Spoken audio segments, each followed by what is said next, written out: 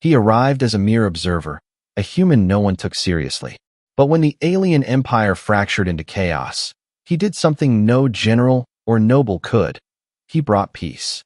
What he received in return, it silenced the royal court and changed his place in the galaxy forever. The twin moons of Veltheria shone down on a divided planet. The once glorious Varnock Empire stood at the brink of civil war. Ancient noble houses sharpened their blades. Cities burned in whispers. And on the edge of all this stood one quiet human. Elias Ward had come to Veltheria as an ambassador, a mere observer from Earth. Tall, unarmed, unassuming. His words had weight only because of patience, not power. But now he stood in the Hall of Shattered Swords, summoned by King Vale's own hand. "You are human," the king growled, scales rippling. "And yet you do not lie like our nobles." "What?" "Because I've seen this before," Elias said calmly.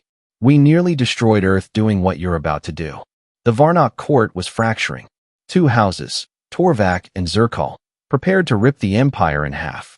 Decades of quiet rivalry had turned into blood feuds. Dozens dead already. It wouldn't stop there.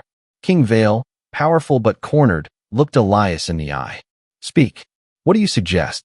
Elias didn't flinch. "Let me meet them. Privately. No blades. No translators." The nobles laughed, until the king silenced them with a gesture. It took 3 meetings. One with Lord Torvak, whose son had been killed in a skirmish. One with Lady Zerkal, whose trade fleets had been sabotaged. And then, one with them both. Elias didn't threaten. He didn't bargain. He listened. He told them stories from Earth, of the world wars, the famines, the rise and fall of nations whose pride cost them everything.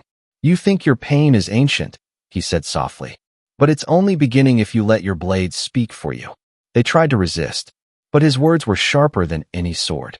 By week's end, a peace accord was signed. A council formed. A blood feud ended by the voice of one human. When Elias stepped into the grand court again, nobles rose to their feet, not out of respect, but confusion. What would the king do now? The grand court shimmered with crystal chandeliers, polished obsidian floors, and walls carved with the names of heroes. Now, a human stood there, a diplomat, a mediator, a nobody-made legend. King Vale rose from his throne. His voice echoed through the chamber. "Many thought this empire would fall, that we would be divided forever.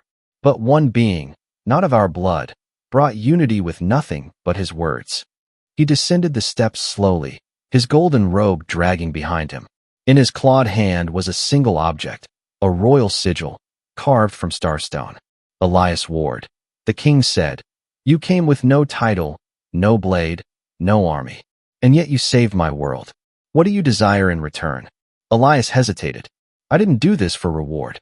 I only hoped to help."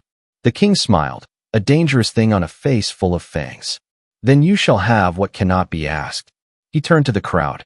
"From this day forth, Elias Ward is no longer ambassador. He is heir-bonded, named First of Earth, Prince by honor, and rightful guardian of the Varnock legacy." Gasps spread like fire. Nobles looked at each other in disbelief. Some whispered. Others protested. One fainted. "He's human," one noble cried. "He can't even bond with the throne." The king's eyes narrowed. "Then let him try." A royal attendant brought forth the crown stone, an ancient relic.